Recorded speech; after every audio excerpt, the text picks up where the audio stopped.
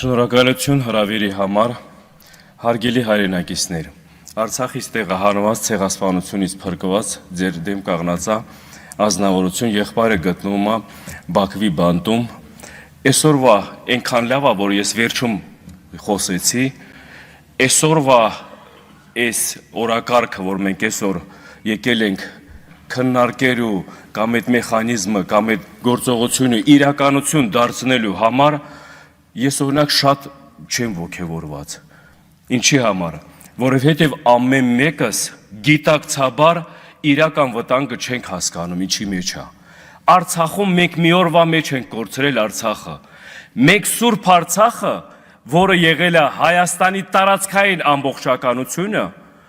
մենք մինչև օրս էլ չեն գիտակցում այդ կործանումը, որ ինչ է կորցրել։ Այսօրվա իրավիճակում ինչու եք ամեն անգամ այդ մարդու անունը տալիս ու քննադատություններ անում։ Պետական մակարդակով եղել է հանցագործություն, պետական մակարդակով եղել է դավաճանություն, մեկը ցեղասպանություն է մատուցել, մեկն էլ ցեղասպանությունը իրականացրել է։ Ինչի մասին եք խոսում։ Խնդիրը մեր մեջ է։ Խնդիրը մեր մեջ է ինչի համար, որովհետև եթե մենք այս ձևի ծանր գործողությունների հետո, կործանումից հետո չենք հասկացել ինչ է կատարվել մեր հետ, նույն իրավիճակը կրկնապատկվելու է նորից մեր հետ։ Այսօրվա իրավիճակում մենք խնդիրներ ունենք հանրային ընկալման մեջ։ Առավոտի ցիրիկում մենք հանրության հետ պիտի շփվենք, առավոտի ցիրիկում ժողովրդի հետ պիտի մենք շփվենք։ Ժողովուրդը իրականում շփոթվել է, ժողովուրդը իրականում չի հասկանում դավաճանը ով է Արցախը հայցները, Արցախը հայկական է, թե Արցախը հայկական չի։ Մենք տես խնդիրներ ունենք։ Այսօրվա իրավիճակում մենք եկած իրար նկատմամբ ինչ-որ մեջբերումներ եք անում կամ քննադատություններ եք անում։ Ժողովուրդ նորից եմ ասում, եկեք գիտակցեք, ուշներդ գլուխներդ հավաքեք, մի օրվա մեջ տանելու են այսի թուրքացման ծրագիրը, թիրանի իրականացումը։ Սրանք ամեն ինչ հիմի ինչ անում են, իրենց փրկության համար են անում։ Ոչ մի ժողովրդի, ոչ մի Հայաստանի մասին մտածելու բան չկա։ Իրենց փրկությունը, որ վայելեն իրաց վաճառած այդ դավաճան իրականացրած գործերի, որ կյանքը որ ասում է վայելեն։ Փողը հաղթել է բոլորին։ Ուր գնում ես փողի մասին են խոսում։ Որտեղ գնում ես փողով են մարդկանց կամ փորձում առնել կամ ինչ որ բան անել։ Մենք որ ասում է վերջի ազգ ենք, չէ, սաղ աշխարհը մեզ է նայում, ամոթ ենք մենք զգում, գետին եմ ուզում մտնեմ, չի կարելի թույլ տալ այս ձևի բաները։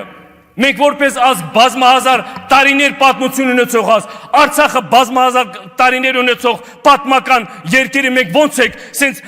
բանարել, որ ասում եմ, թողել սրա նմանը իրականացնել, որովհետև առիթավորվել է, որովհետև անպատիժ է մնացել։ Անպատիժ է մնացել, դրա համար շարունակություն է դավաճանությունը։